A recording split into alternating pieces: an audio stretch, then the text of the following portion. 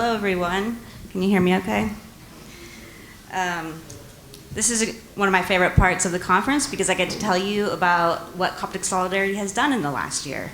And there's a lot more going on often than you know from our website. So with that, I would also just like to thank all of our guest speakers, all of our supporters who have done so much. When we kind of reflect back on 10 years, we realize how many people have sacrificed greatly to attend the conference, to donate financially, and to volunteer. And also, before I get started, I want to thank our volunteer interns. 2 different organizations actually supported us, IRD, as well as, Jubilee Campaign. Yeah, thank you. So, all of the young people that you've seen around are interns who are volunteering with us, so we thank them for that. So over the past year, just to recap quickly, one of the most exciting things that several speakers have mentioned is that we had the first International Religious Freedom Ministerial. So this is basically convening people from all over the world, government officials, NGOs from all over the world, people who are experts in all different capacities to do with minority rights and religious freedom rights. It was hard to get tickets. It was a very competitive event in that sense. Coptic Solidarity was represented by myself, by our former president, Dr. George Gerges, and by board member Magdi Khalil. It was an incredible time for us to network. We were able to represent Coptic issues at highest levels. We were also invited to a private working event at the Hungarian embassy. And if you were here last year, you'll recall that we had the Hungarian ambassador speak, as well as their new person who is dedicated to promoting religious freedom worldwide. So we had a lot of incredible opportunities, and we're looking forward to attending again in July. That's something that we'll want to build on. For those who are familiar with our work, a big part of what we do, as Tina also mentioned, that we maintain regular relationships on Capitol Hill with the State Department, with the U.S. Commission on International Religious Freedom. And then we also, as there's constantly elections, we look to develop new people who would like to support our issues. And a lot of new members coming in will be looking for issues that they want to spend their time on. So that's the best time for us to reach them. So in the past year, as we'd had the election, we spent a lot of time doing that. Also, you met Congressman French Hill yesterday. So Congressman French Hill is one of those members who, like Tina said, they get invited to Egypt, they get wined and dined. He went with a large delegation. When they came back to the US, we started meeting with these members who'd gone to Egypt. Well, we started hearing a very similar story from each of those members about how wonderful the state of religious freedom is in Egypt. And we heard, just all these wonderful things. So we finally encountered Congressman Hill, who said, I'm not sure I believed it. So he went on his own to start investigating. And what he found out was a totally different story, as we all know. So we worked with him in the last session over the last year to introduce a resolution that supports Coptic equality as well as greater protection for Copts. And unfortunately, we had a lot of bipartisan support, but it did not move to a vote because 2 Republican members of Congress blocked it. They convinced the chairman of the Foreign Affairs Committee to not let it go to a vote. So we would like to report that one lost his election and the other did not run for re-election. We believe we may have a better chance this year. And as Congressman French Hill mentioned, we updated the language to reflect everything that happened in the past year. I believe it's actually a much stronger resolution, HRES 49.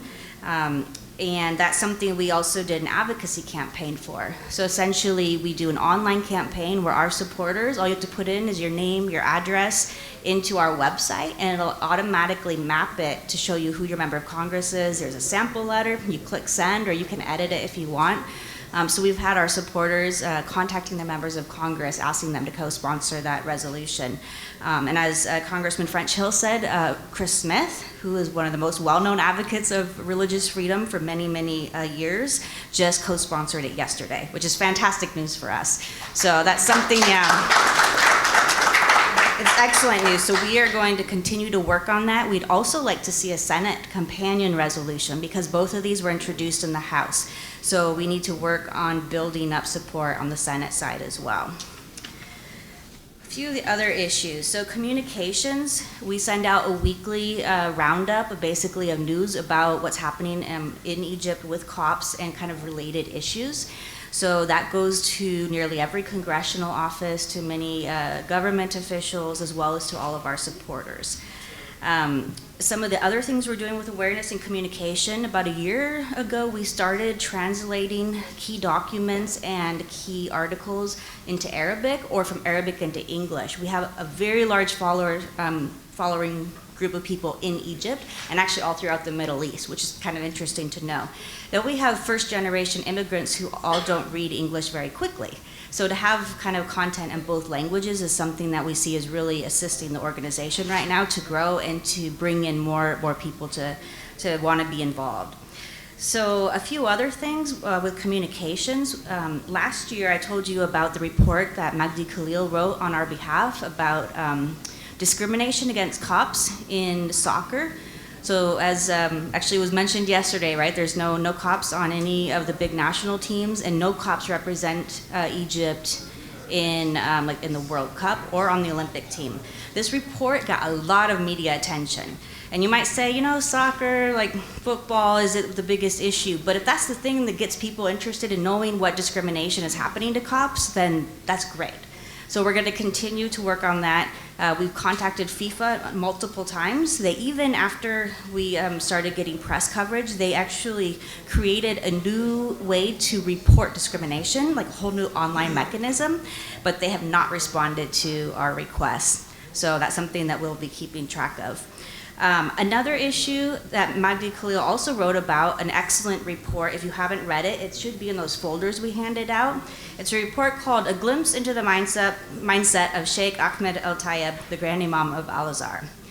This report was written very specifically to address people who go to Egypt, who meet with the Imam, mostly government officials, members of Congress, and he'll say things such as was mentioned yesterday. Yes, I agree that we should build houses of worship for non-Abrahamic faiths, like Baha'i have a house of worship, Jehovah's Witnesses, right?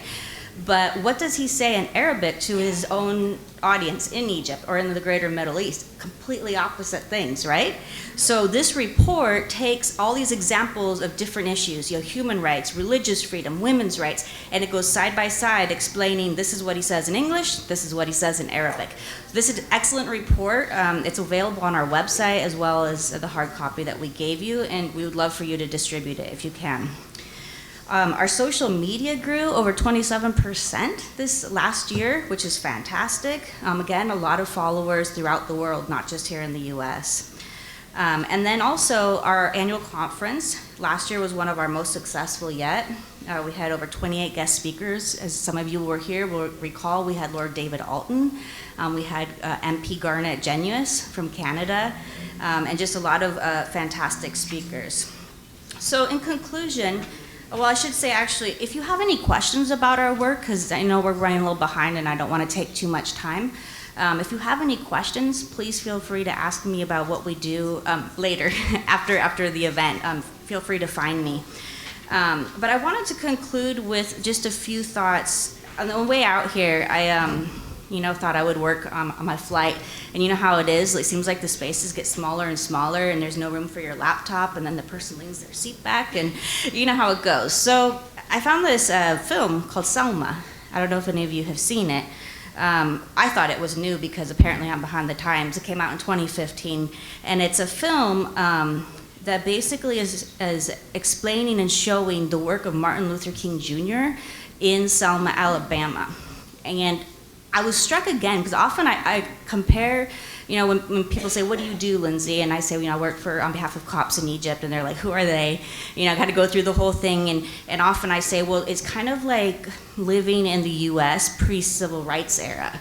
Now, race and religion are two different things. I'm not saying it's a direct comparison, but there's a lot of similarities. I think that there's a lot to learn from it.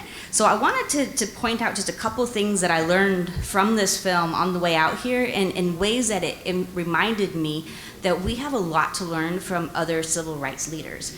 Because yes, cops face religious discrimination, houses of worship, all of those issues, but it's a systematic daily discrimination. Life as a second-class citizen, which is what Black people in America experienced. Even though there was laws saying that they were equal, they were not equal. So a couple of quick points about that. The president at the time, Lyndon Johnson, he tried to appease Martin Luther King Jr. by making little offers, right?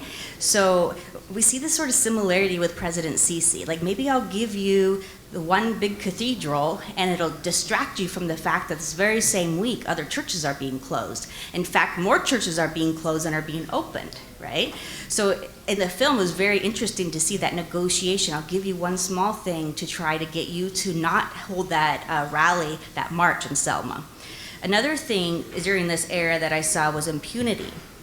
So, you know, a Black person would be killed, their house would be attacked, their church would be bombed, and they knew that no one was coming to help them because people just weren't prosecuted. There was no justice, and that's the same issue we see in Egypt, right? We see that the vast majority of people who commit crimes against cops are not held accountable. And that's one of the things that actually drives more and more violence, because people know they can get away with it. Another point that actually Congressman Wolf mentioned, sowing divisions within the community that should be working together on their civil rights movement. We see this a lot. We know that the Egyptian government is typically behind it. But what happens is different people are pulled off, different groups are told different things, and in the end, what happens? Cops start fighting, we're not working together, and that's very disappointing. So I guess my encouragement as the non-cop, the resident non-cop outsider, is that we do need to pull together as much as possible. And then also the savvy advocacy planning. You know, MLK picked Selma because for very specific reasons, and one of the reasons was that Blacks were not able to vote. Why were they not able to vote? Because they had the right to vote legally. They couldn't vote because they had to get somebody to vouch for them. It was called a voucher. But you had to be somebody who was already registered to vote. So in a 100-mile radius, if you have not a single Black person registered to vote, who's gonna vouch for you? Right? You can't get it. And then if you could get a voucher, let's say, well, then you had to pay this poll tax. Well, this is a very poor area. No one could pay the poll tax even if they got this. So there was all these different obstacles to actually achieving a right that was guaranteed to them, the right to vote. So the very savvy political planning and picking a place where they could create the most pressure is what he did. And that's how, you know, we all know what happened in Selma, where they crossed the bridge, and that was called Bloody Sunday, when many Black people were killed. But eventually they went back and they had a successful march there.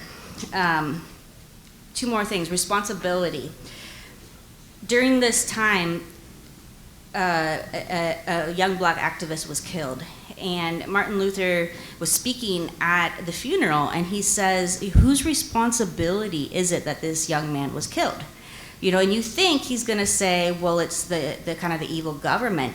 And he actually said, it is all of us in our own community who have not stood up and said something against it, because we are being quiet. And it's the rest of the people, the rest of the Americans, right? The white Americans who also are not standing with us against it.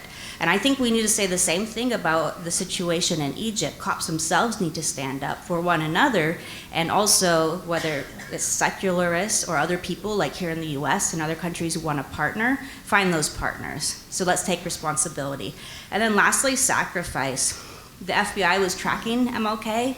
They have all sorts of recordings. They phone tapped all of the key leaders. They knew where he was going, all of that. There were several times where he was going to go speak at public events, and the FBI strongly urged him not to go because they were afraid that he would be killed, that he would be attacked. And every time he chose to live selflessly, to sacrifice for the cause.